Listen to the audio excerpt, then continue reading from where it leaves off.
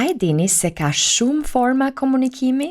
Dhe se pranimi I këtij fakti mund të vinë ndihmë tek personat me autizëm. Shpeshherë për personat neurotipik, komunikimi kufizohet vetëm në fjalë apo fjali.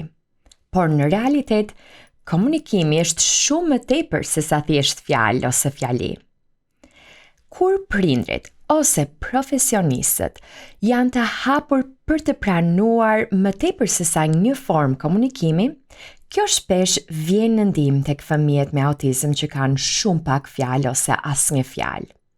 Fëmijët mund të mësojnë të komunikojnë nëpërmjet shenjave të duarve, nëpërmjet lëvizjeve të trupit. Shpeshherë fëmijët me autizëm mund të komunikojnë edhe thjesht përmes shikimit, ose përmes teknologjisë ndihmëse, si për shembull përmes tabletave të komunikimit alternativ. Këto forma të tjera komunikimi mund të sjellin progres dhe autonomi ose pavarësi në jetën e fëmijëve me autizëm.